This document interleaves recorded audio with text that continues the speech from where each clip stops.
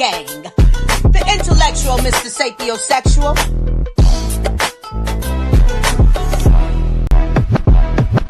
That's all you gotta do, be you.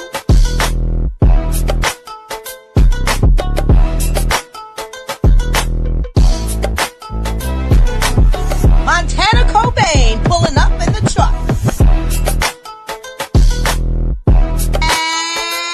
And Lady Alba with the glamorous power touch. We stream live at 9 p.m. Eastern Time. Soul Food Sunday, Motion Monday, and Therapeutic Thursday. And some days in between, switch it. Subscribe and bell on so you don't miss it. But if you do, we on repeat on every major podcast application. Interviews galore and more. Y'all know the situation. So book your seat where we turn up the heat with your art for change.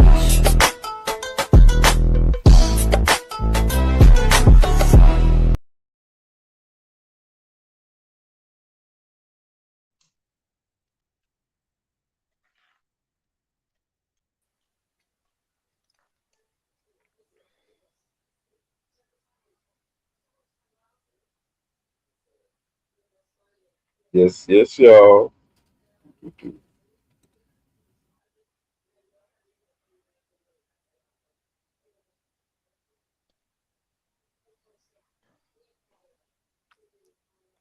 You on mute. So on mute. He's definitely on mute. Podcast. I am your host, Mr. Sexual Man, and my co-host in the building. You already know it's your boy BU, because that's all you gotta do is be you. Let's get it.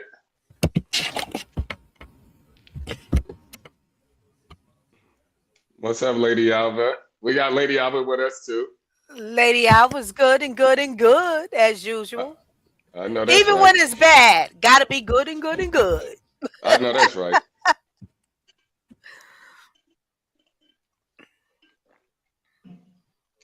Yes, sir. Let's run it, Lady Alva. You can do the introduction. All right. Ladies and gentlemen, tonight we have a special guest, and her name is Triece Spicer. She is a poet, author, podcaster, and portfolio business owner. She is the sole proprietor, of the Inspired Life, CA, as well as founder, lead consultant of A Life Legacy, LLC. She offers all-inclusive business consulting through her various entities. Her specialties are spoken word, project manager, and nonprofit consulting with emphasis on founders, capacity building, and community-focused program design. Ladies and gentlemen, Triece uses a blend of keen business acumen, creative writing, published books, and tailored programming to deliver wellness workshops and personal development courses to leaders, employees, and youth. May we welcome Triece Spicer. Hey y'all! Hey, what they say? Clock it. Hey, you're glowing, Queen. By the way, you're glowing. You're glowing right now. I love Thank you. I Shea butter go a long way. Like a little bit of shea butter go a long way. I make my own shea butter. And so yeah, shout out to the ancestors, shout out to Roots, shout out to my mom is the one who actually taught me how to make the shea butter, but shout out to community, like for sharing the gems and things that keep us well, because I can't be angry and ashy, and you know life will piss you off. Angry and ashy is that's crazy. Hey, so your last name is that's your true last name, Spicer? That's my daddy and them name. Yeah, that's so you got a little bite to you, you got a little feistiness to you, or man, I got a lot of spice. They curse me because I can't act right for nothing. Like I got sugar and spice and everything nice. 8 letters in my name. Might as well go ahead and say it twice. Like it don't make sense. They couldn't let me be normal, you know. Yeah. All right. How was your day? How was your week? How's your week going so far? I'm blessed, black, and highly favored. My day has been going as such. I've achieved a task for one of my best friends. She's been hunting down this Walmart 2-piece, and I had to go to Walmart twice, so I found it. I had a busy work day on both ends, right? The creative and community advocacy, and with financial strategies and wealth building. And so it's just been fulfilling, showing up to help other people and having a nice balance of being able to do some household tasks. I got the washing machine going right now. It's been good. Oh, okay. So it's been productive then. You had a productive day. Productive and peaceful. Peaceful that's important. All right. So tell me Very about important. tell me about you growing up. Where'd you grow up at? Like, I love this question. So I grew up in Sunnydale, San Francisco, public housing. Just a little black girl with a big dream. Like I grew up in the projects, but I went to school in an affluent neighborhood. I was like one of 3 black kids in the school, only black girl. And so those living in 2 worlds every day shaped a lot of who I am today. It exposed me early on to a broad variety of things, right? So I got everything from the guttermost to the uttermost.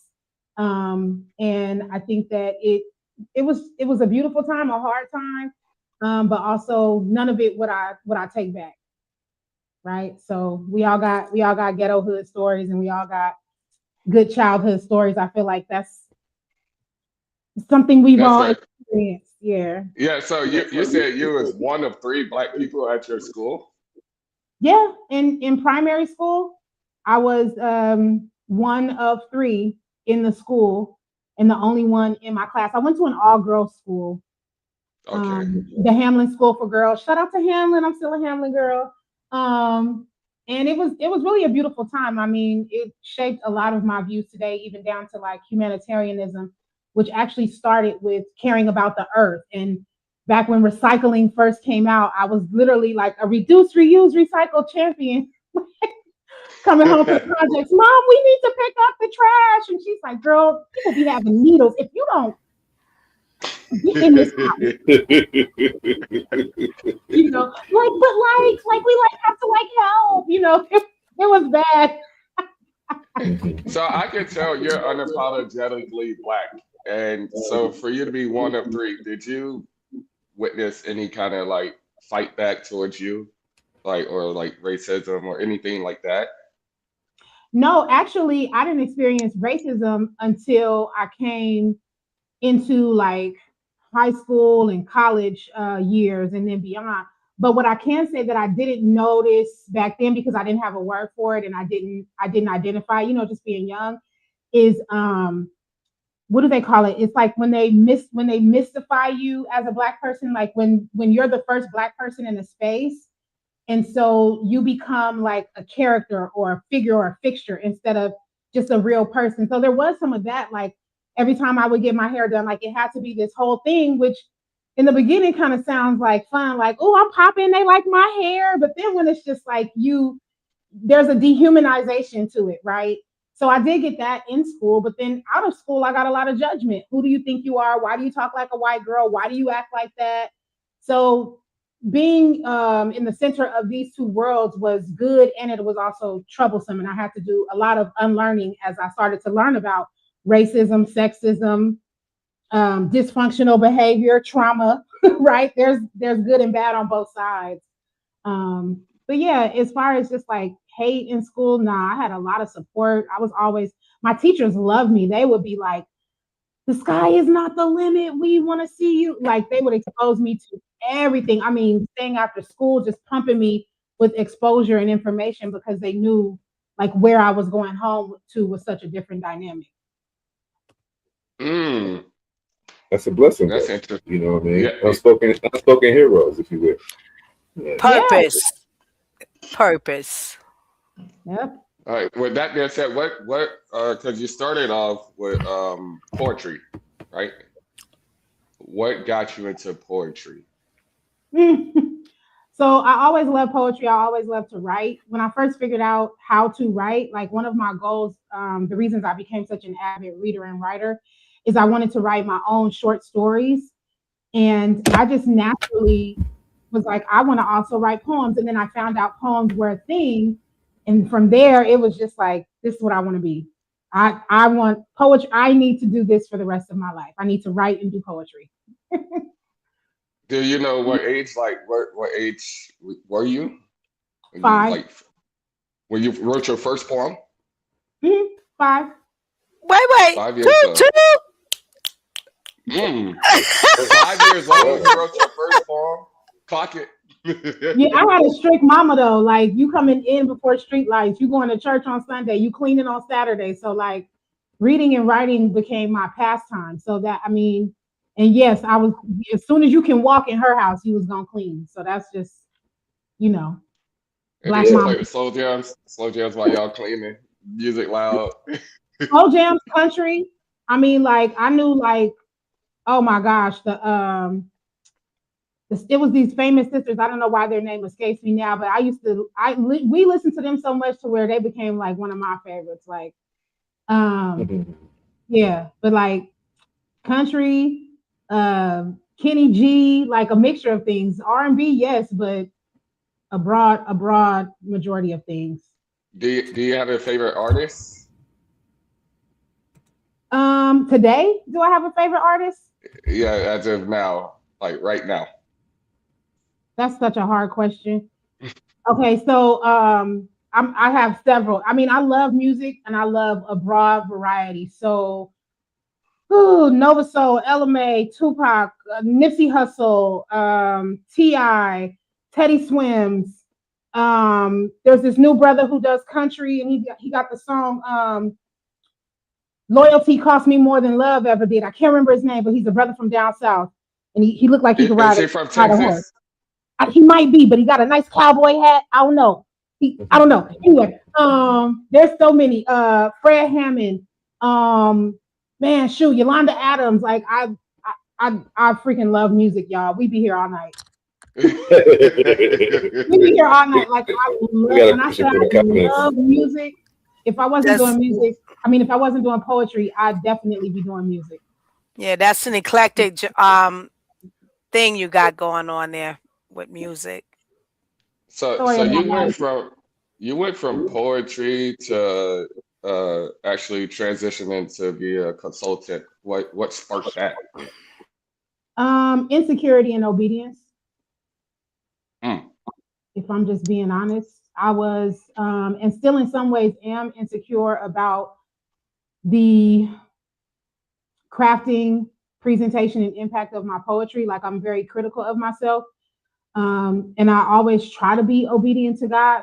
Sometimes, a lot of times I have failed. Hopefully I'm failing less now than I used to. But the insecurity of thinking like, I really want to make it big. Like if I believed that I could just like write all day and then like make money and live and blow up and make enough money to live just writing and performing poems, I probably would have never done anything else. But somewhere in my mind, that insecurity said, well, if you don't believe that this alone can be a pathway, you can use the poetry as a segue to other things. Like it can get you in the door and then you could write for people. You're an excellent writer. You've been in corporate America and you've written training manuals, you've written programming, you've written scripts, right? And so you can do that for your communities and for causes that you care about. You're very knowledgeable. Like use the poetry to get you in the door. And then the next thing that happened was like opportunities would come to me and I'd be like, I don't know if I should. So I asked God, then I asked, at first it was just ask God, but then as I discovered more about myself and our lineage as people who have the DNA of the stars, then I learned about ancestry and ancestors, and then self-reflection. I learned about the power of speaking to myself. So now we got the Calvary, right?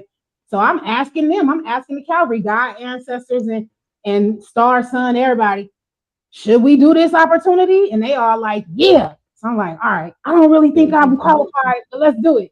And then the opportunities just kept coming. And so from there I said, well, this is what's supposed to happen. And everybody has that moment where you think like, does this look good, right, in an outfit? And I looked at my career development as an entrepreneur, and I was like, these things don't go together. Like poetry, program development, finance and wealth building knowledge, and community advocacy, they don't go together. And then God said, I told you, you're going to listen to me. And I was like, what's up? let's run it. So is that your transition that Yes, indeed. started your LLC? So once you got that, you started your LLC after that. How was that process? No, we started with the DBA. So we started with the DBA because I have strong business acumen. Like I've always been just intrigued about business. So I knew a lot about how to build a business and what it means to be a business owner. I took that knowledge and applied it to myself. So I said, we have to have a DBA in order to start doing contracting work. And originally I was just showing up as a life coach. But the more that they wanted me to do, I said, well, this is more than coaching, because now I'm not just giving you advice and talking to you. You want me to produce deliverables, tangible assets, things that will help you. So that's consulting. So we use the DBA to do the consulting, the wellness workshops, personal development workshops, and then to start producing some things for people. And a lot of times some of this stuff was free, right? Like everything wasn't paid. I did a lot of thousands of hours of free work. But what happened is, where are we at? We're about a year in with the LLC. I had a vision that I wanted to have something that feels a lot like Tiny Desk, but it's for poets and public speakers. And so what we did was we went behind the scenes, thought about it, me and the Calvary, had some advice from some other people who were around me at the time, got some advice from business mentors, getting advice, right? Getting intel, look to see what was in the market, seeing if there was a demand that was already being met in the space. I said, no, okay, let's go ahead and trademark Speak Suite. But if we're going to trademark something, then we really need to define what we do and have this have something to encompass it. So that's how we developed A Life Legacy, which focuses on publication, publishing, live events that focus on education and entertainment, and being able to have spaces where people can learn, be engaged, be entertained, but also get supportive services with those things, right? So this is after doing it for people. People are like, can you write my book? Can you take my poem from a poem to a workshop? Can you help me map out? I have a poetry or a creative writing workshop and I know what I want to do, but I don't know how to put the words together, right? Certain things that just seem beyond the scope of a DBA. And then also when we talk about business structuring, you just, at some point you need an LLC or a corporation. You got to grow the game up. And so here we are. We got a California DBA and we got a Georgia LLC, and I don't know, the woman with 47 careers. Who knows what else I'm gonna do? Hey, everything you just said overwhelmed me. So I know you get overwhelmed because I don't even do half of that. So I know you get overwhelmed. Like, how do you handle those situations? Or is it like woosah or chill out? Like, I think I have hyperfunctional, super attentive, anal retentive ADHD. I haven't been diagnosed, but I really want to get tested because I feel like I have the kind of ADHD that makes you like hyper functional and hyper progressive, because I actually get invigorated. Like, and I'm from California. And if you know anything about like the hyphy movement, right? I grew up in that era. So like gas, brake, dip. And that's how I approach business. It's like, nah, we finna gas, brake. Like what God told me to do, man. You know, I'll be ready to ride on that thing. I'm gonna slide on it. So I think for me, I get overwhelmed when I think about money. Oh, thank you. I get overwhelmed when I think about money, when I think about marketing, when things get slow and quiet, and when it's time to talk deeply about me or like show myself in intimate ways. That is very like tender. But as far as like the bit, like I'm a dream genie. You tell me 5 words or something you want to do. I'll be there. Here's your business plan. Here's your idea. Here's a tagline. Like, I don't know. I love it. Oh, we might gotta talk after this. I need a little help too. Holla at your brother. Hey, so are you like big in the community? Like you do community things and stuff like that, or? I do things behind the scenes. I typically don't talk about the things that I do. So I'm like a giver in silence. So I like to support nonprofits where I can monetarily. I do a lot of things for free because I feel like that's an act of service back to people. Um, Being engaged, going to community events, supporting nonprofits, just whatever I can do that's on my heart, supporting other poets, showing up for their things, sharing their things, giving them advice, being a safe space for people to unload as much as I can. So I try to do things. I really want to do a lot of more things, and I think that's what's driving me to be even more successful because ultimately the goal is to be a philanthropist. Like I want to be out here on my, I write my books, they sell themselves. I'll Beautiful. come speak at events for a high ticket, go give a ton of money away, you know. I love it. So, You had a comment in the chat, bro. You want to answer that before we yeah, ask that yeah. question? Yeah. So, your first time on stage, uh, you were nervous, obviously. I know, and you still get nervous, right? Obviously, every time. What's your biggest challenge you face, like performing? Yeah, I still get scared. I'm forever a student of the game. My biggest challenge that I face performing. Oh, this okay. So here we go. This is what I mean by like the truth up front. My biggest challenge is memory struggles. I've had some domestic violence things that have happened, and so it's just harder for me to memorize pieces. Like I can do it, but I have to really knuckle down and do it. And the thought of doing it, that's another thing that gives me like some angst. Is like, oh, I gotta memorize this piece. Like here we go. So I tackle it by recording my pieces and listening to them like a song because I love music. And then I work my way up to like I don't need the song now I'm spitting my piece. But I feel like if I didn't have that situation, or even maybe it's just my perception, like oh I've been hitting the head, like now I can't remember as much as I could. But I just I feel real sensitive about it because I want to be able to remember so much more easily. And it takes me a little bit of work. Mm, okay, interesting. Lady Alva? Yes, sir. Very interesting, Triece. Very interesting. A mouthful. A lot for the brain. What I hear, what you've shared is that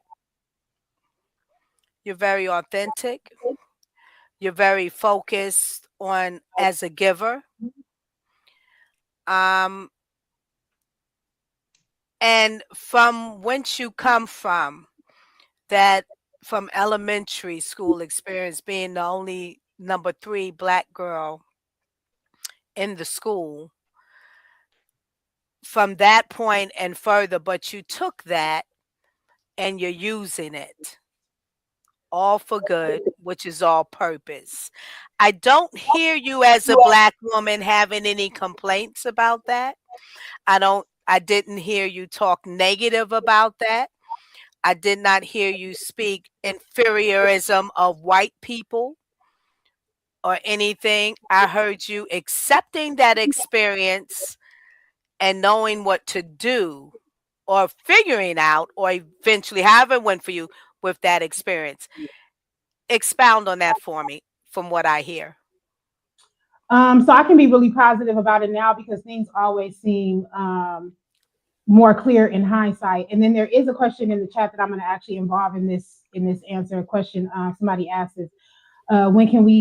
is, can we ask when Triece will get back to writing more music? Yes. So one of the things that helped me have this positive attitude is like hitting the wall and listening to Tupac. Like my dad died when I was 3. I got molested. I've had tons of harsh experiences with white people and black men. And I don't have negative things to say about either one now. Racists, fascists, bigots, womanizers. Yeah, we're gonna drag you for filth every day and knock at you butt because I fight. Good or not, and I can shoot. Okay. So if I can't fight, I can shoot. But the point is music was like one of my major forms of expression. I used to go by semi-auto. I was a rapper. as a teen, like as a young adult. Who is Yes. Semiotto? Who is Semiotto? So Simi Semiauto, is I hear guns. exactly. Simi is manual and automatic, fully loaded, ready to unload it. Got a clip full, ready to go with it. Aiming, shooting, firing, and won't miss. Right? Mm, Standing Simi on got business. 20 hits. She gonna handle that business. Okay, don't y'all. okay. Can we not? Can we not? Don't give me. That's all You right. turn. No, you can. You Hey, it's can. not my It fault. is your moment. You can. She's trying to blame me. It ain't my fault. You reeled me into that one, but no, music helped me get to the point. Oftentimes it was the way to release like anger and things, and then too just like life and learning. There is so one of the things that happened with coming to Atlanta is I was afforded this beautiful opportunity to be close to someone who's been one of the it was a healthy relationship or interaction, whatever however you want to call it, until it ceased. But that person was so helpful in like self-discovery, accountability, being a humanitarian, knowing yourself, knowing where you come from, like, and just exposing me to all these things like Arisha's principles of commit. Um, just being able to sit with meditation, getting back to learning about meditation. So like some of this stuff and it's been a long journey, right? I have been doing some of the work before then, but I feel like I've had so many growth spurts in this past 7 years since coming in contact with that individual, just because when someone is focused on something day in and day out and you can glean from it, you're going to pick it up much more quickly. And so over time heals a lot of things. Time heals a lot of things. And then exposure. I did 23 years in the corporate pension corruption system, right? Which is working a job, just over broke. And in working in finance, different positions for almost 24 years, I encountered a lot of people, some good people, some great people. One of my best friends is a person who is white, and that's my girl, like ride hard for me, like one of my closest friends, right? So I've encountered a lot of great people. I encountered some bad people too. I left corporate America because of racism, womanism, hatred. Yeah, I had to leave my job. Like it was either keep my sanity or stay in that situation. So I just say that to say it's been a journey to you, and I feel like we live until we leave. Like I hope I get better. There's still ways that I hope I can be better, more positive, to show up better for Black men. As much as I love y'all and hope I show up well, I'm sure there's ways where I show up slighted. Like I'm human. I want to be a better friend. I want to be a better sister girl to my sisters. I want to be a better friend to my friends. I want to be a better partner to the next person who becomes my partner. Like I get it wrong. I get it wrong a lot, but I care, man. mm. Wow, Latrice. Ooh, I thank you for that moment that you've just given vulnerably that came across your heart. So it sounds to me that you said you left corporate America because of those things, but you've chosen to not beat up on corporate America. Your message is not that. Your message, correct me if I'm wrong, but this is again what I'm hearing. Your message is not on the negative, it's on the positive. Clearly, that whatever experience that one has, what do you do with your experience to be better, to share that betterness with the world? And does it matter which ethnic group that you share that with? Um, First of all, shout out to Roxanne. Hey, boo, hey.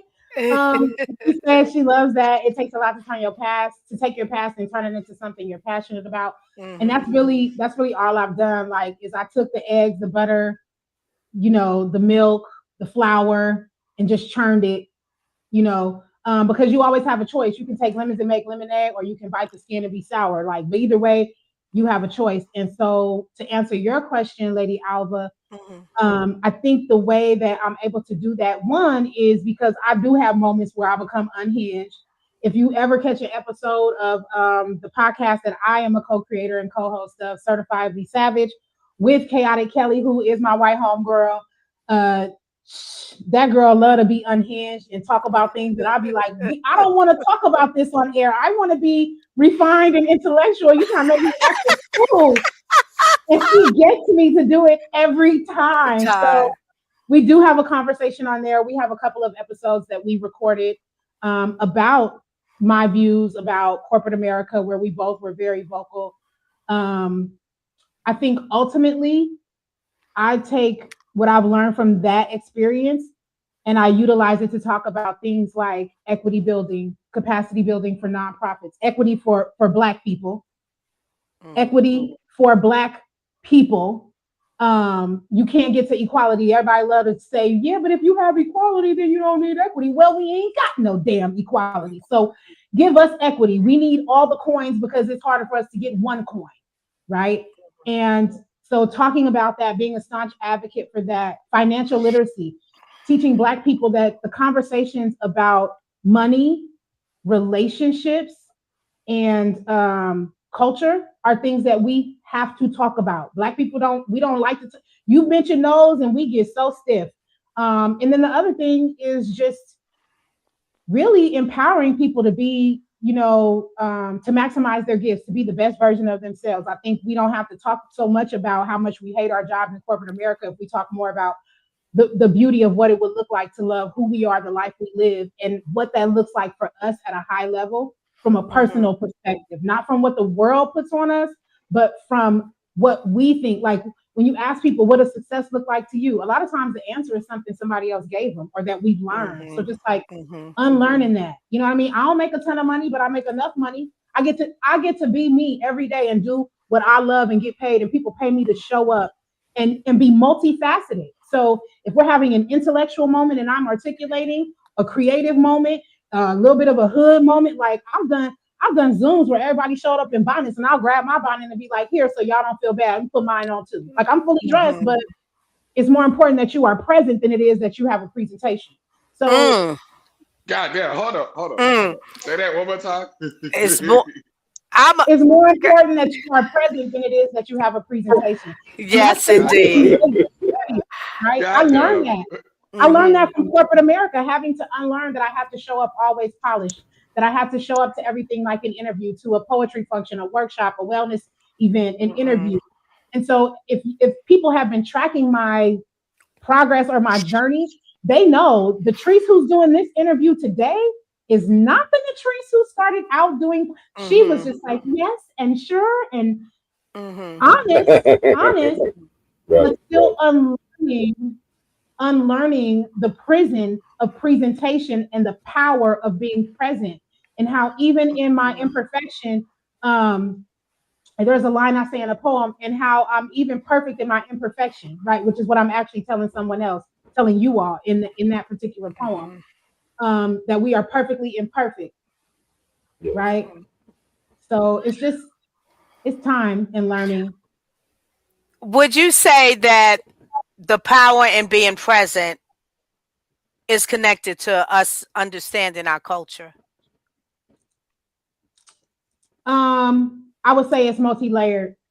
That's a nuanced conversation because everybody loves to jump to like cultural awareness. Now everybody's woke, everybody's extra Black. No. Traditional culture. Okay. You can look, we evolve in life, right? We change things up. We create all this other, some good and some nonsense. Culture is culture. So the original derivative, would you say that to be present for Black folks is to be connected to your culture? In that sense, absolutely. Absolutely. Otherwise, we're just kind of wandering. Go ahead. You good? I'm sorry. Say it again for me, please. Sorry. Oh, it's fine. I said we absolutely have to be connected. Otherwise, we are wandering independently, and we're communal. Now, when you say equity, open that up. Equity meaning obtaining property, money. What is equity? I mean, equity like taking from all those who have and have easier access to have or to obtain, and giving all to those who have traditionally had it hard to get. So if Billy and Jane, who are not African American, have $100, and Marquisha and Jonathan have no dollars, the $100 that Billy and Jane have been getting and the access to the $100 that they have been getting needs to be transferred over to Marquisha and Jonathan. Mm-hmm. That's the only way to make it fair. Mm-hmm. That's very powerful. Many of Black people today, we're very into ourselves, selfish, and what I can get, even so broken away from even their own lineage, or what they have rights to that is already established, but want to go out and chase a whole nother dream, which you tell me in my mind, sometimes I think you're chasing the wrong dream. You're really chasing a dream that don't belong to you. What would you say to that? How do you think about that?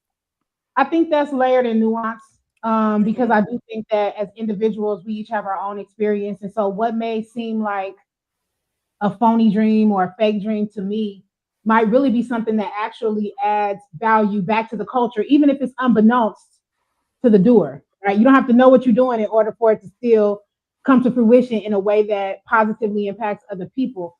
However, and I think that there is this misnomer that the dream or success needs to look like something that is definitely not ours. The necessity to have this overabundance of amassed wealth that one could never ever pass on or utilize. Like you want to be the next Jeff Bezos, you want to be the Elon Musk, you want to be the rapper who has every car, every chain, every house.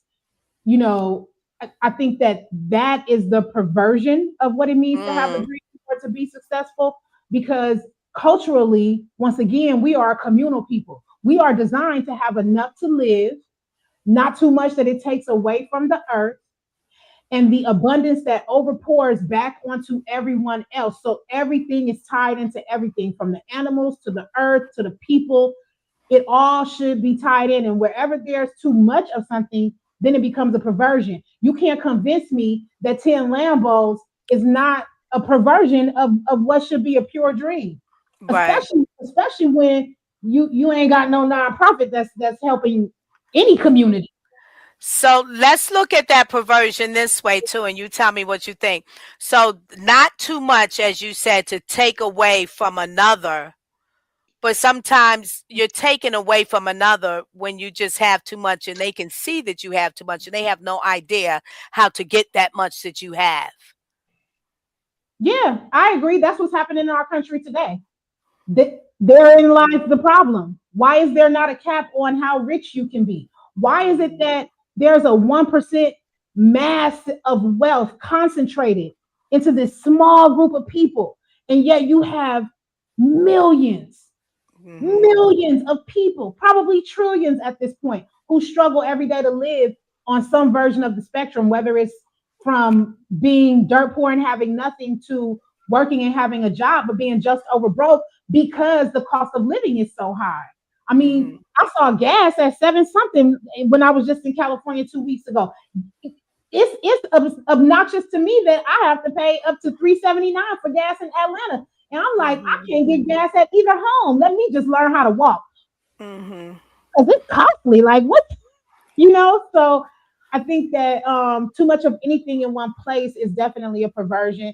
And it's a big sign of what's happening, which is why your question was so important, because people they go from purveyors to consumers. Like you watch it, and if you watch it enough, you consume it, and you become what you consume, right? Which is why so many people got health problems, because you're just eating this trash. I told y'all I don't eat Taco Bell, and everybody thought I was crazy. I digress. We have watched America be so corrupt, but nobody was ready to turn over all the tables. So we just consuming it. Now, when they got things like Shein and easy access to buying clothes, and I'm not knocking anybody or shaming, but it's just the truth. Like you consuming all this stuff that you don't even need. You mad these rich people are amassing this wealth and jewelry and cars and things and not helping the poor. But why you got all these clothes you'll never wear? Like, even me, when I purged my closet, I cried in shame. Yeah. Like, that's one thing this recent breakup just did is like, I had a chance to take a good step back and like do some other high level inner work and really like I'm an accountability freak. So I'm like Nice. I don't care what nobody say, I don't care how much you try to be nice and be like, oh, it's not you, or oh, whatever it is. I'm gonna be like, no, where I was found. And I realized you got too much damn stuff. How you got room? How somebody gonna have a closet with you? You got all these clothes, and I still got a lot of clothes, but I gave away. I gave away like 6 suitcases and stuff. Like I was loading suitcases and dropping them off. Like, okay, here go another bins and bins of stuff. I gave away a ton of creative stuff. Like all my we consume it and we become it and we don't even realize we look just like the system we hate. Yeah. All right, quick question. My bad, Lady Albert. You say you just went through a recent breakup. So when you was getting rid of stuff, did you get rid of stuff that reminded you of them as well? No. Oh, so it was just. Oh, you want more? I want more. Yeah. It's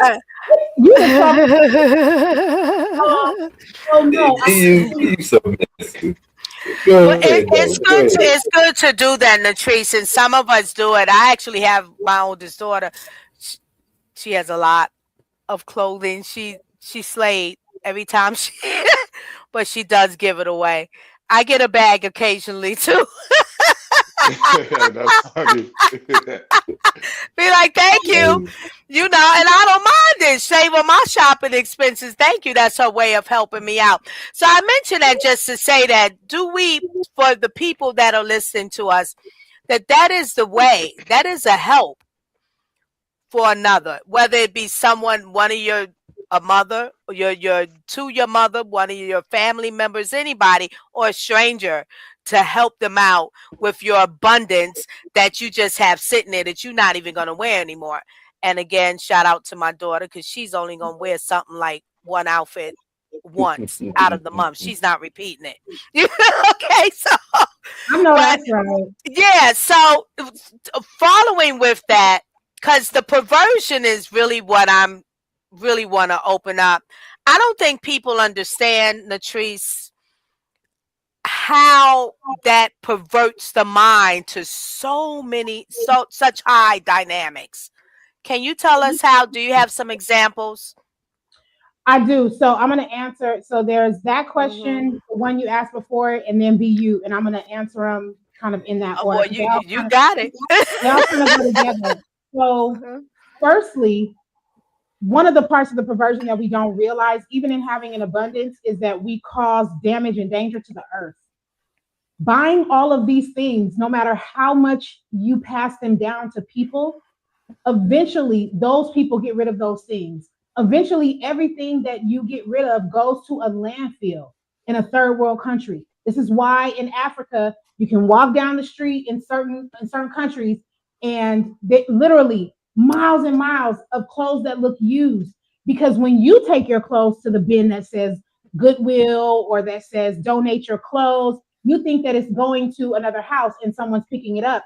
Not true. You also think that it's going to be upcycled and made into something different. Not true. So unless we're all only buying used goods, like we only shop at thrift stores and then we only give it down to people who will keep it and then they only thrift it back, this stuff is not circulating too much farther than the black dollar. Holla at that, right? Secondly, it's just downright selfish. It's just downright selfish, and it's a sign of our desire to not face the things that we really should face, right? And I'll keep it so personal because I'm the only imperfect person. I don't want to judge nobody. I don't want nobody mad at me. I know that I often buy clothes not because I'm trying to be flashy. One, the little girl in me went without. I helped raise my brother and sister. Like, I'm the oldest. I started working. My first job was at 11 years old. Like, my dad died when I was 3. My mom was a single parent while she was working. That feeling of going without and then getting to a place where you can not just buy stuff for other people, but now you can buy stuff for you. Just want to look nice. I wore K-Swiss to school. I didn't have J's. Like everybody talk about, yeah, because we had these J's. I'm not into tennis shoes to this day. Like I love tennis shoes and I'm starting to get into it. Shout out to my best friend. Shout out to the relationship that allowed me to really see what it means to be a shoe lover. I was not a shoe lover. Like before 2019, I wasn't like into tennis shoes, and like I didn't have the Nike app like I got now, but it's because I didn't grow up with the ability to get them. So in my mind, it was still one of those childhood traumas I had to heal.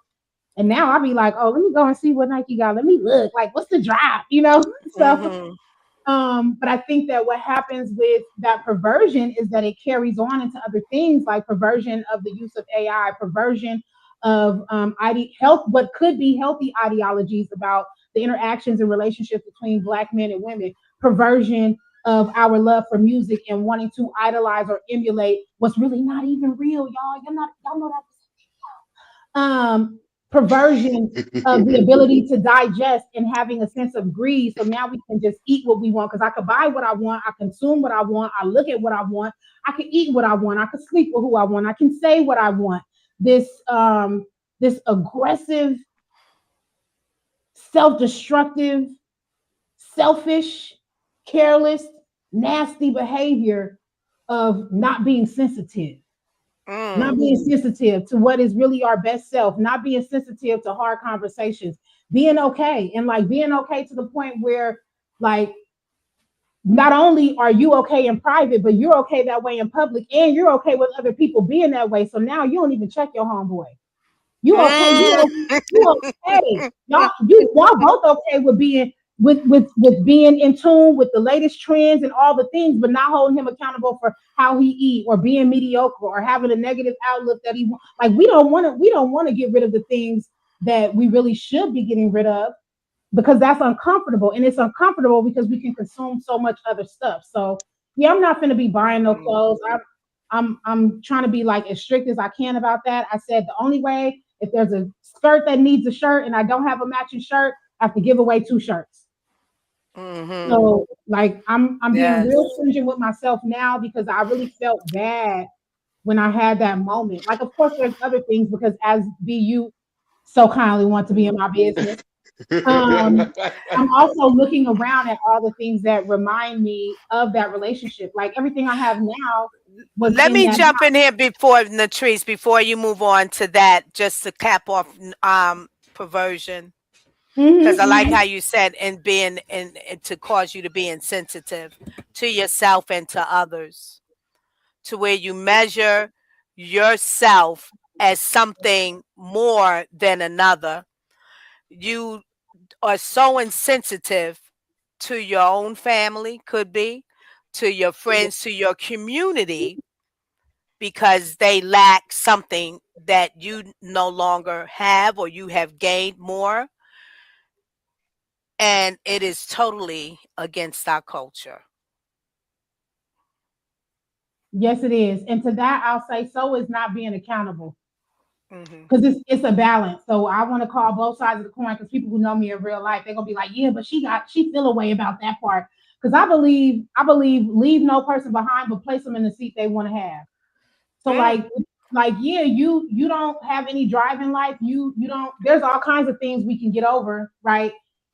Don't tell me you can't get over addiction, having a terrible industry you work in that may not be safe.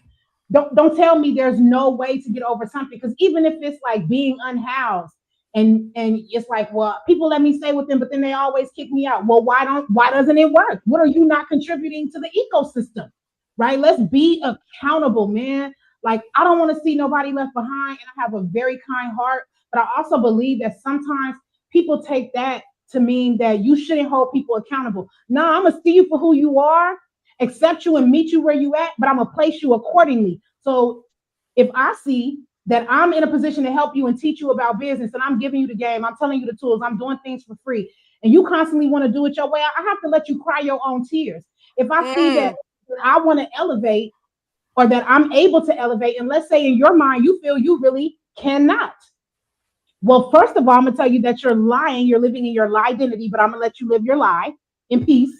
because you can always do something about something, even when it's doing nothing but praying. You can do something, right? So even if you believe that you really can't and you're not in a position, my disposition is going to be, I'm going to help you to the ability of my capacity, because I have to run this marathon. Like if you really believe there's something in me that could lead you somewhere you couldn't get to, I can't stop running. I got to run this marathon. If I run it right, I can turn back around and I can pull the gates open. I can pull you out. I can snatch you up. I can incubate you. I can help you. But if I'm just sitting here with you comfortable in your mediocrity, we'll never get to excellence. And that's where I'm exiting. That's where I exit. So yeah, be communal, help everybody, love everybody, but don't stay down with your friend who don't want to come up. Get up there and then find a way to get back for them, him, and everybody like them. Like, but you can't be a crab in a bucket trying to pull everybody else out. Figure it out and get out. Hey, all right now. You a little bit. Oh, Hey, that's I'm okay. Cause you be using your hands and shit. Like, I'm scared a little bit. That's okay. I'm a little frightened. What you literally said is, I'm out of here. I'm leaving the block. But once I conquer whatever I gain, once I leave this block, I'm coming back for y'all, just to show you. We need examples. And to help you. Like, even on the journey, I'll come back, I'll pull up, but I'm not going to park, hop out, and move back in. I know that's right. I know that's right. I know that's right. There you go. Go on to BU's question. Thank you, Triece. You're welcome. So regarding, like, did I get rid of all the things that reminded me of my ex? Actually, no. Having to kind of start from scratch is already expensive enough to just go and get a place, right? I'm an entrepreneur. I don't know why people, shout out to Roxanne, she didn't miss a beat. I'll be on it. Hey, hold on, you not turn me up. Hold the fuck up. So it's hard enough to move and get a place. That already is expensive. So I had to take everything, and plus I had to take my stuff, right? When you cohabitate with someone, everything will remind you, especially if you're in a healthy situation or a place where you genuinely, even if it's not healthy, right? And you genuinely care about this person as a friend and you love them, you're in love with them. You can look at a pen and be like, I remember when we went to Walmart that day. You know, it's just a pen. Yes. So memorabilia. Everything hit home because I had to bring my stuff, like my office, my clothes, all the things. Now, there are certain things that definitely remind me of him in that time. He had designed clothes. He was at one point building a brand that didn't continue to be built. I don't know what it's doing now, but I have the prototypes. I have the clothes from the things that were made. I have trinkets. So trinkets from travel that came from like his side of the family or different experiences that we had. You know, you get like a tchotchke or like a trinket. You know, you go to like, somebody goes to real true life. Somebody went to Bermuda and they had got the hear no evil, speak no evil, see no evil elephants. And so I took those because I was like, this was my gift, or the gift to the house. I don't, however you want to call it, but I'm taking this because I love elephants and this is something that's near and dear to me. So I kept all that kind of stuff. I didn't take everything, but I took some of the things that I had invested in making the house a home. Partly because I really just had to. Like, I was already starting over. Like, the thought of having to buy a bed, one TV, and a couch, even though I got 2-bedroom, 2-bathroom, was still like, eh. So I kept things that remind me. But I think that that's also healthy because this is a situation that grew me. There was nothing toxic. There was no cheating. There was no like manipulation. We were honest with each other. It was good until it wasn't. And so while I won't say too much because I respect the integrity and privacy of that situation, I will say that I think people be tripping. Like when you only have something bad to say about somebody when it's over, right. That's right. With them, you have to be accountable. So nobody's perfect. So yes, there's things that he or I could share that may not be perfect, but I just feel like, one, this situation didn't warrant me to focus on those things because the positives far outweigh the negatives. Two, if I respected you in your face, I'm gonna respect you when you're not in the room. And that's just I love that. I Yeah, love that you just I said just that. rock solid. Yeah. Yeah. I'm not Was gonna there? I'm not gonna say nothing different. I'm not gonna tell you something and then say something different because I'm on the show. Yeah, yeah, yeah. And I'm not gonna say something hard and private to you that's sensitive and then go blast it out. Cause like then what kind That's of right. safety net would I be, especially for black men? So like we're gonna run it I right agree. around here. Yeah, it's tight, but it's That's right. right. All That's right, right. Was Mister. there another question that was you had? My question, BU's, was there? What was it? A number 3 you had to say? We caught up. That was No, 3. We got it up. I think it's yeah. time for you to drop your poetry, Natrice Mm-hmm. Spicer. Nah. All A right. little I'm gonna do spicy. something new. A little spicy. I'm gonna do something new. This is a piece I'm working on, and y'all can tell me, um, do we keep it or do we free it? Free it means don't perform it, don't get it memorized, let it go. Keep it means keep it, work on it, put it on stage. It's called Rich. I don't speak broke. I speak investments, internal assessment, unity, community, and legal tender. If you ask any of my friends, they'll come in the chat and speak that I'm a giver, top contender, to use every gift within her, black girl avenger, black man defender, all power, no hidden agenda. I speak paying dues, staying true, love, power, light. I speak life. I speak right. At the point I realize something has to be said, I speak from my heart and use my head. Pillow talk to the mic and keep business collaborators out of my bed. I'm led. Consistency editing my prose, leaving ego needing to be consoled. So free I can never be bought or sold. I'm California incense cedar. Graphite mixed with binder. Keep a rubber on my top, make moves, sharpen my tools, stretch my hand, and write a reminder. My imprint is permanent. Exercises in introspect and deep lament keep me prepared for these lyrical tournaments, congratulates fellow constituents, and causes opponents to address internal turbulence. I'm the type to let my message take prominence, dispel lies that degrees mean dominance. Academia lover with a distaste for pretentious journalists, obedient servant, abiding by divine ordinance. I'm ordained in this. I'm so nice. I'm sick with this. I'm so blessed to use my gifts with this. I'm wealthy. God never fails me. Ancestors propel me. People love to help me. I'm healthy. There's nothing a selfish person can tell me. No fugazi, a con man can sell me. I repel thee. Devil, get behind me. A lot of trauma to overcome, insecurities and imperfections. Far more than one, but healing. Drinking my water and timing. See, the old me can't find me. Eyesight and insight in a world that's moving blindly.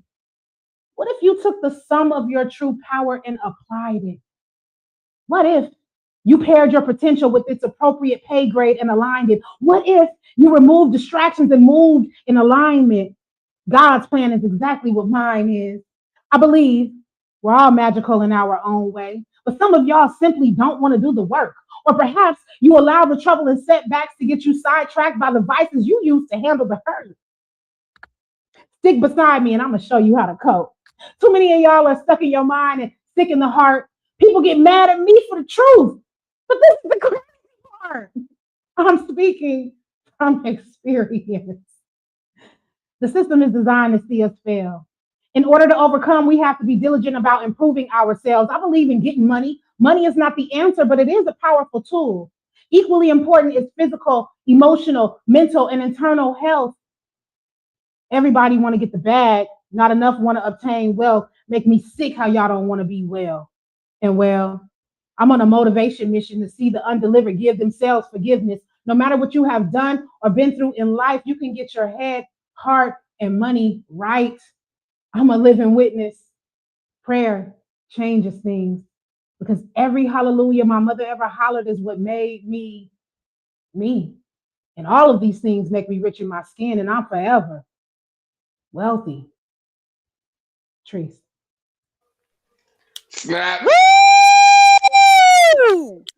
Hey, Triece, that says right there, completely lines up with your mournful of joy that you displayed here tonight, that you care. you Thank said you. I'm so free I can never be bought or sold. That line gonna go over a lot of people's head. But yeah. Shout out to Roxanne. My imprint is permanent. I'm just a reflection of you, Said my Queen. old me came for me. Period. Yes. She took me Yes. a long way. She took me a long way, but I had to let her go a few times, and even recently, I had to this new transition. I had to look in the mirror and say, "You brought me far, but where I'm going next is you can't come." Goddamn. I understand that. I understand that. This stuff is hard. Like, we make light about it, and I Yeah. use words in a real savvy way, but like, I struggle a lot. I hate to cry on camera. I hate when people do that. It's all right. I'm so soft. I'm very sensitive. I'm scary and I'm sensitive. True facts, y'all should know about me. But I struggle and I fight a lot. People don't see what it cost me to be accountable to being my best, and what it costs to just show up in the world. And we all have a struggle. But I think one of my problems is that I make it look so easy. No, Triece, this is my last thing to say to Mr. Guy from here. But because of what you just said, I'm with you on that. I'm in that same space with you. I know exactly what it is. I know exactly what you're feeling. It would be different because your experiences, but you got a sister right there that understands that. And it's okay. That's the heart that God has given us. Ashe. Ashe. Mister.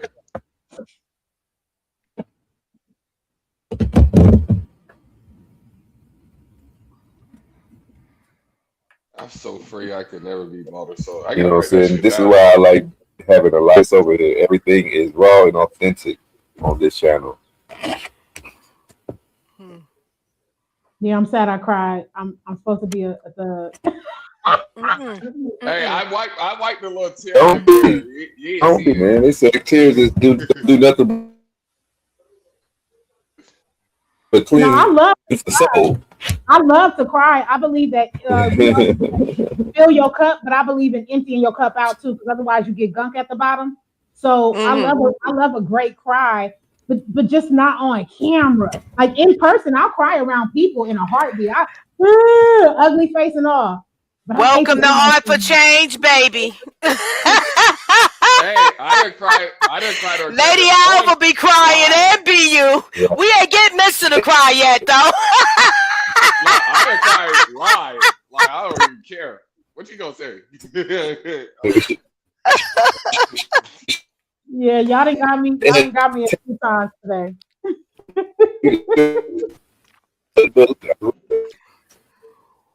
I love it. I love it.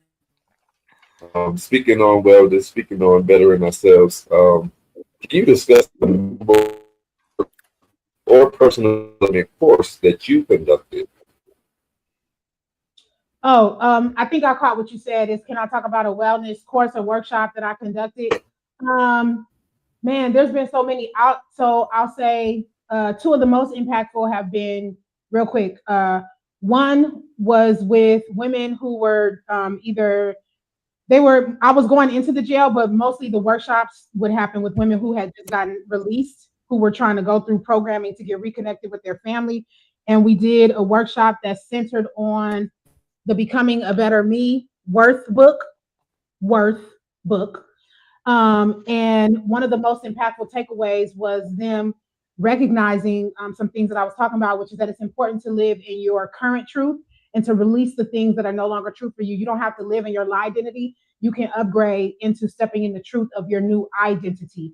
And for so many women, that was so powerful because they'd never been given permission to change, not just their world around themselves, how they connect with their kids and yada, yada, yada, but how they connect to themselves, how they see themselves, and just being free to unlearn some things and learn some new things. So that was one of the most powerful that I could just pull off the top. And then the other one is working with nonprofit founders and encouraging them that your profit doesn't prove your potency.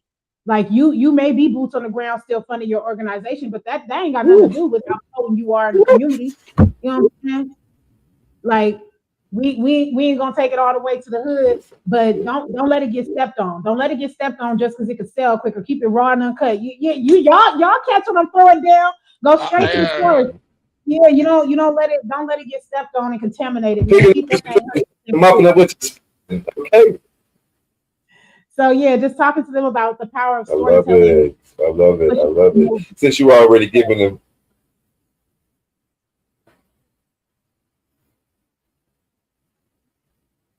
Yeah. You good, you good. All right. What what advice would you give an aspiring author that is looking to turn their passion into a career? Get a plan. Get you a plan, and then in the words of Nipsey Hussle, get you some money.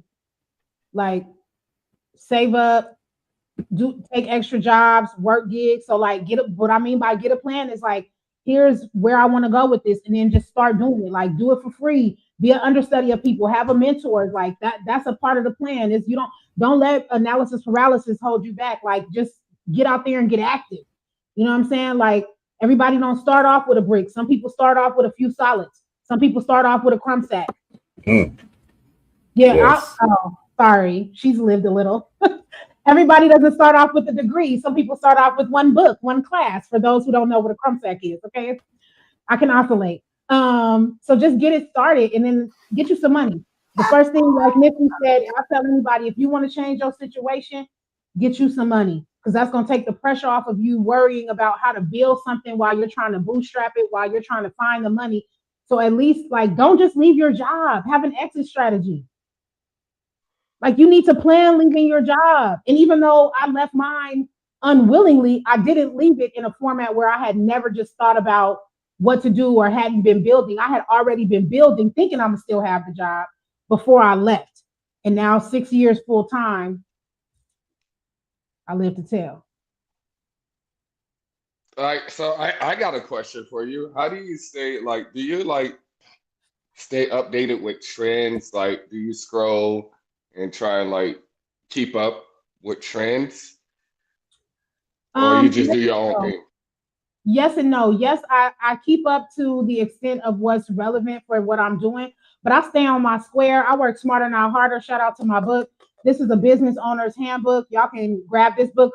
If you're starting a business, you need this book. It's going to grow you in mindset and operations, go from idea to operation.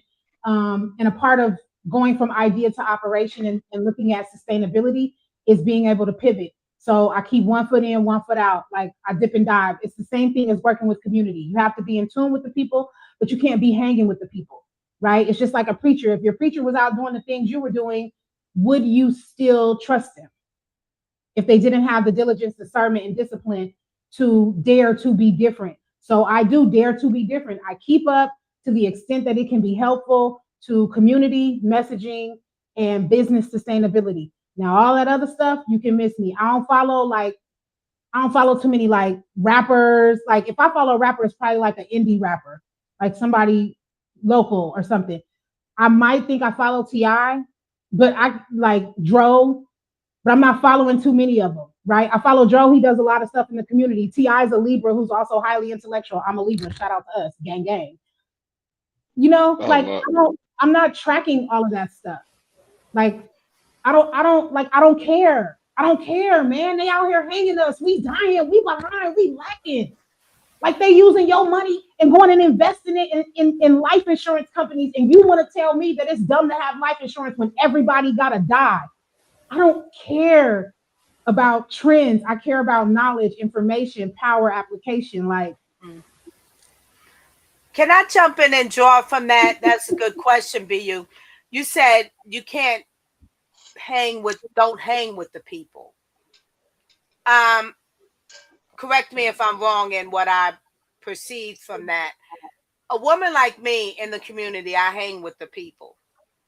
But I have to guard I'm coming in guarded. Sometimes I'm not coming in guarded. But then I find out, armor up, I got to be guarded, and I might have to exit out. But with hanging with the people in the community, I gain some knowledge and wisdom. I gain things of what's going on and what's needed. And I'm also dropping gems or nuggets and good things, inspiration to the people. And that's men and women. yeah. So I consider it like Jesus went to the bar, hang with the lowest of the lowest. So I think we can do it if we are armored to do it. I love that for you. First of all, I love that for you. Shout out to Lady Alva. Amen. I can go to the bar, but I can't sit and be drunk all night Oh, no. with everybody, right? So yeah, I do things that are in the hood of the hood with my people. When I say hang, I mean sitting around. Hey, what you doing? Hey, we chilling. We posted up. We hanging like hanging, Okay. On the like porch. hanging. Yeah, we on the Yeah, Okay. porch. like hanging, right? Okay. And in California, there are no porches, and in Georgia, I don't know enough people who have a porch. So there's really no porch for me to post at, right? It's a club, it's somebody's house, it's turned up. And this is not a knock on anything for some of the people that are closest to me.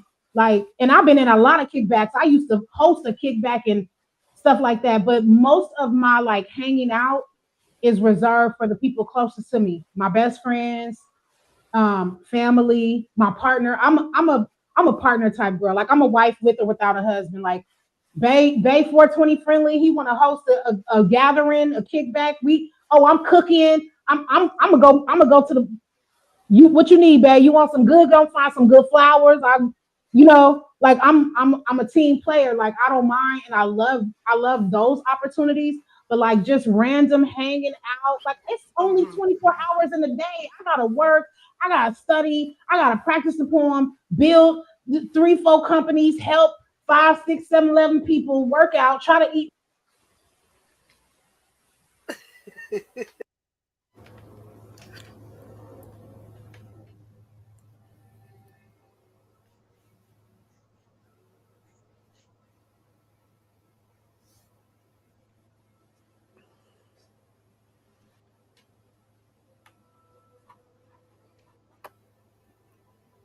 Lady Alva.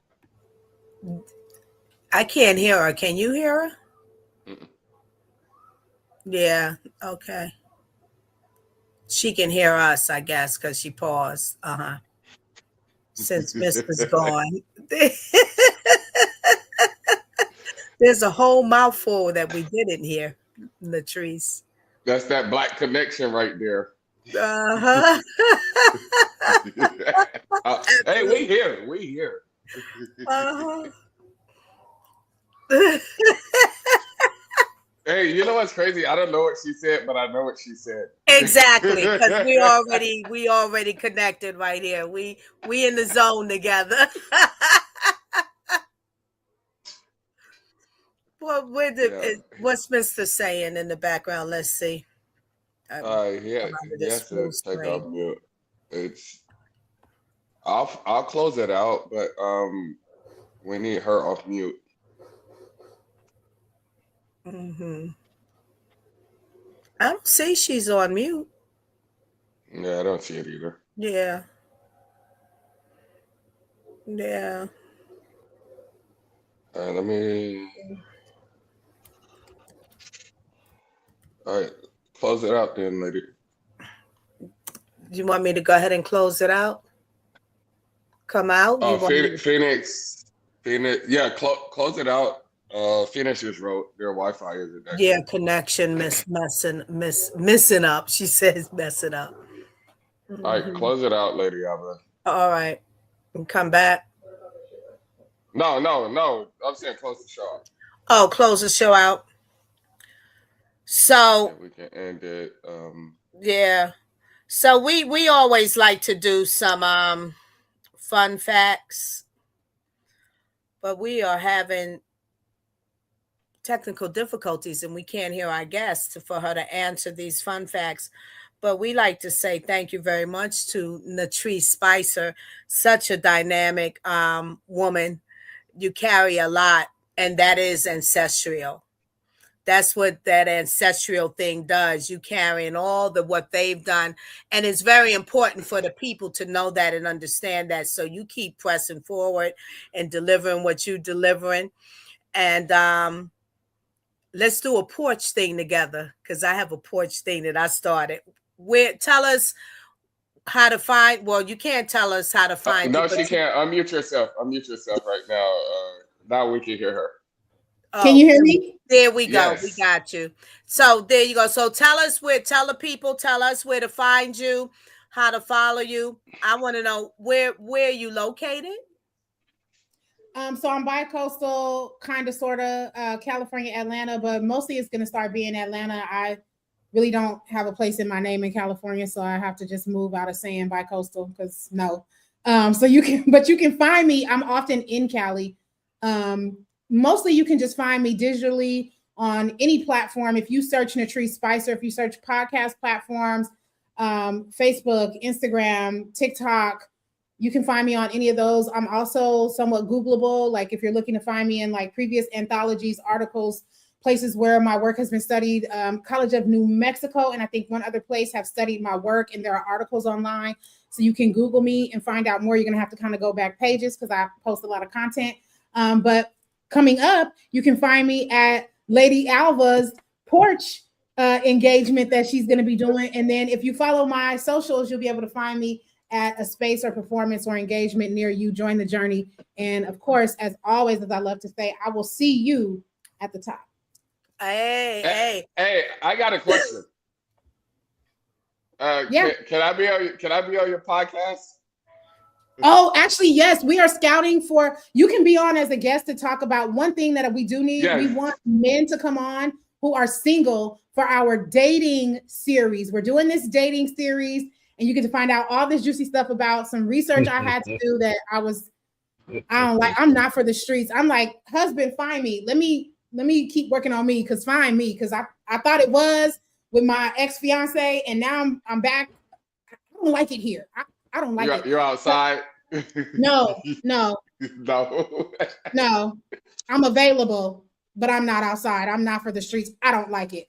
Anyways, we are scouting for men to come specifically for that. But let's talk offline, because we've been wanting to have male guests about other topics. So I would love to talk with you about being a guest on our podcast. That would be so dope. Yeah, we'll talk behind the scenes after we get off this show. Mister, to close us out. You want to do the fun facts, mister? You're going to do it, or you want me to? No, Lady Alva, you run it. So now, okay, we have fun and unique questions, Triece. If you could, one second. If you could have dinner with any 3 poets or authors, dead or alive, who would they be and why? Mary Baraka, Suhair Muhammad, Phyllis Wheatley, and I gotta throw in Tupac, even though it's kind of a rapper, but he's a poet. Tupac, because that was gonna be my husband in my head till he got killed. Like, I loved Tupac growing up, inspired me. Tupac and Maya Angelou, I used to say I was a mixture of them too. Mary Baraka, because how could you not want such an extensive knowledge? Like, how could you not want to just sit and listen to it? And then, just Black men, just like after my heart. Like, I want to listen, I want to learn, I want to be better. Suhair Muhammad, because bars, game, wisdom, shout out to Georgia Me. I have the pleasure of knowing a friend of Suhair Muhammad who was also on Def Poetry Jam. These are like some of the OGs. Shout out to Georgia Me, Tamika Harper, who has her own day in Atlanta, the Tamika Festival. She has a week-long festival, but she also has a day, and she's friends with Suhair Muhammad. So I feel like I'm just like, I'm like a degree or few away. And then Phyllis Wheatley, because you got to go back to the first Black woman who ever wrote and published poetry. What's her name? Phyllis Wheatley, if I'm saying correctly, I believe. Okay. Yeah, you got to go back to the first one. She was a slave who learned how to read and write, got free, published poetry. This is, like, if we gonna pick anybody. Roots, the root matters. Yeah. What's a hidden talent or hobby of yours that most people don't know about? A hidden talent or hobby? I feel like a lot of people know I cook. Hidden, I don't think it's a hobby, but a lot of people don't know I'm like a child whisperer. Like, give me your kid, they're gonna come back different. Like, I'm really great with kids. Sad that I don't have kids. That's a whole nother story for another show, but reproductive challenges and miscarriages. But I love kids. Like, I love kids. You give me your baby and they're not gonna come back the same. I'm about to send my twins to you. Look. Send me the budget. Send me the budget and send the babies. Yep. Send them. Oh, I gotta pay too? The people. Maybe we can work out an exchange because you're an engineer. Yeah. We'll talk behind the scenes. Yeah, let's talk offline. The people are your kids, are your children. The people are your children, Triece Spicer. Yeah, people tell me that all the time that I birth so much. Yeah, that's another sensitive subject, but I give gratitude for what is and for what's not. All right. If your life were a book, what would the title be? Well, actually, I'm going to be putting memoirs into a book that's going to be dropping next year, so I won't give that title. But an alternative title might be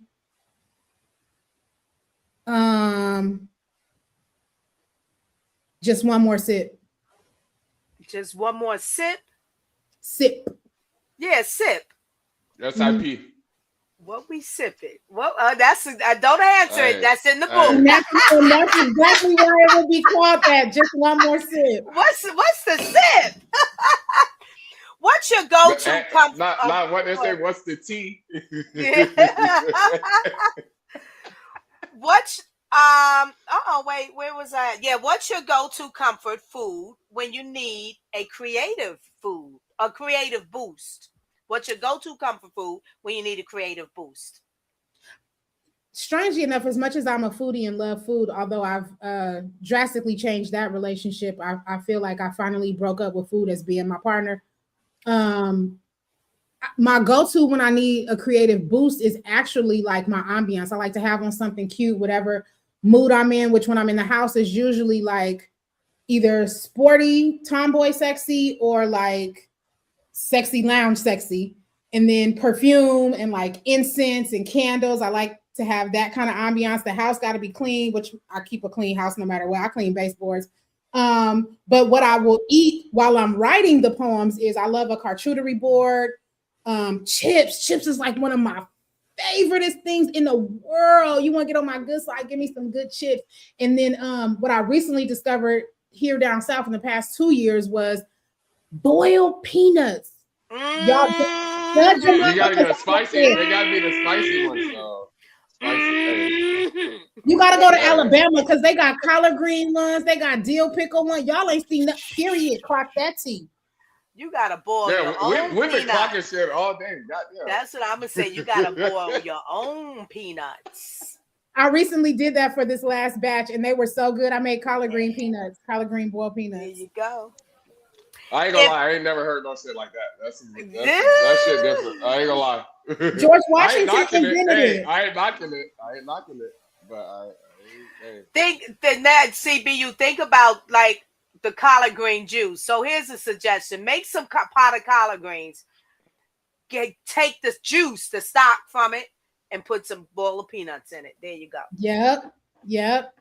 And leave just a few of the little green flakes in it. You got to try it. I tell people, judge your mama because I don't care. But if you ever in Alabama, you can go to the Peanut Code. Shout out to George Washington, who created the whole system and the mechanism to boil the peanuts. A black man made it. Yes. And now they commemorate him, and they have a store, and in the it's like a little cafe kind of thing. And all they sell is boiled peanuts and drinks. Nice. Okay. And where's that again? Alabama. Yeah. If you were given a 1-minute advertisement slot during the Super Bowl, that's a big stage, what message would you convey to the world? Be your own version of amazing, but make your way to the top while you do it. All right. We love it. I love that. We ask every guest on this show to tell us what Art for Change is for you. Art for Change for me is utilizing creativity, innovation, imagination, and dreaming to create pathways to inspire other people to be their best, create the world that you want to see, to love yourself and to love somebody else. Oh, I love it. As Mr. would say, he has not heard a bad response yet, or answer, nor have I. And I think BU would say the same. And each of our guests is like unique. And we used to be like, that's the best one.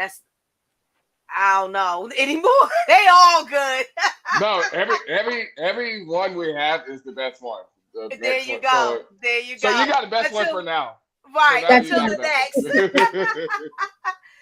And then last but not least, before the end of close, we like to say something inspirational to the people. What would you like to give Triece Spicer for something inspirational to the people? I would say your trials are a testimony waiting to help someone else. You were created for a reason that no one else can fulfill. And every season leads to the sauce that creates the beautiful taste of what it means to be you. So embrace the salt, make the sauce, live life, live abundantly, but don't forget to pat yourself on the back for showing up, because somebody else didn't make it to today, and not everybody's going to make it to tomorrow. You were created for a reason, and you get to be here. So be your own version of amazing, and don't quit climbing, no matter how hard it is. You can do this. Mm-hmm. And that's the reason I say I'm going to see you at the top. There you go. Hey, I love that. I love that you said pat yourself on the back, because one thing about me, I love me some you, because I don't know what I would do without me. I wouldn't. I wouldn't have just. So yeah, I love that.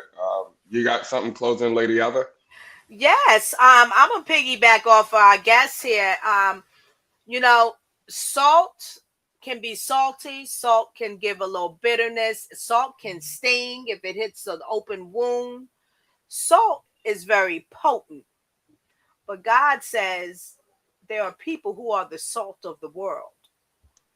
So with salt carrying all those elements, don't mistake your salt, or don't mistake the saltiness of the other one that they may pour on you. You should take it and generate that salt into beauty. That's what I got to say.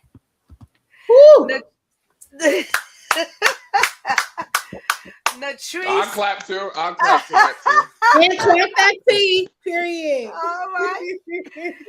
We thank you so much. I am inspired by you. And we'll see you again. You are always welcome to come and be a spotlight here on Art for Change, to give us inspiration and more of what you're doing, as you're doing more, as you're reaching the top. I don't think your top is going to be forever top. It's not reach the top and I'm done. It's a forever plan.